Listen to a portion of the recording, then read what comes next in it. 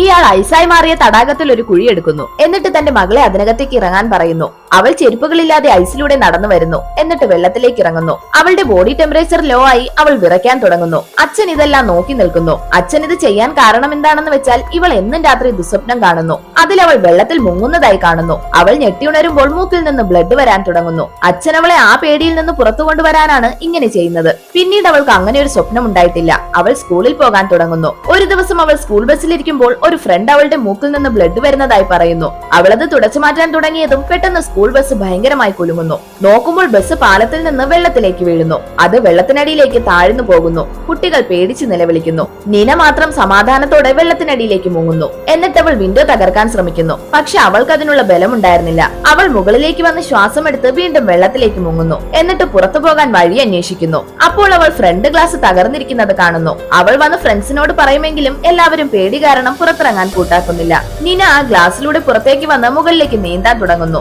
പക്ഷെ ഇത്രയും ദൂരം നീന്തി മുകളിലെത്താനുള്ള ആരോഗ്യം അവൾക്കുണ്ടായിരുന്നില്ല. മുകളിലെത്തുന്നതിന് മുൻപ് തന്നെ അവൾക്ക് ബോധം നഷ്ടമാവുന്നു. പെട്ടെന്നൊരു പ്രകാശം വരുന്നു. നീന മറ്റൊരു ലോകത്തെത്തുന്നു. അവൾ ഒരു വെള്ളം കൊണ്ടുള്ള ബോളിനകത്ത് ചുരുണ്ടു കിടക്കുന്നു. പെട്ടെന്നൊരു കൈ വെള്ളത്തിനടിയിലേക്ക് വന്ന് അവളെ വലിച്ചു മുകളിൽ കയറ്റുന്നു. അതൊരു ലേഡിയാണ്. അവർ അവളെ തന്റെ മടിയിലിരുത്തുന്നു. എന്നിട്ട് അവളോട് വീണ്ടും തിരിച്ചു പോകുന്നുണ്ടോ അതോ ഇവിടെ തന്നെ നിൽക്കുന്നോ എന്ന് ചോദിക്കുന്നു. അച്ഛനെ വീണ്ടും കാണുന്നതിനായി നീന തനിക്ക് തിരിച്ചു പോകണമെന്ന് പറയുന്നു. അപ്പോൾ ആ ലേഡി അതിന് നിന്റെ കാഴ്ച നഷ്ടപ്പെടുത്തേണ്ടി വരുമെന്ന് പറയുന്നു. അവൾ അത് അക്സെപ്റ്റ് ചെയ്യുന്നു. ആ ലേഡി അവളുടെ കാഴ്ച എടുക്കുന്നു. കുറെ സമയത്തിന് ശേഷം നീന കരയിലെത്തുന്നു. അവൾ കണ്ണു തുറന്നതും അച്ഛൻ അവളെ സ്നേഹത്തോടെ കെട്ടിപ്പിടിക്കുന്നു. അവൾ തനിക്ക് ആവും വിധം കണ്ണ് തുറന്നു പിടിക്കുന്നു. പക്ഷെ അവൾക്ക് കാഴ്ച നഷ്ടമായിരിക്കുന്നു.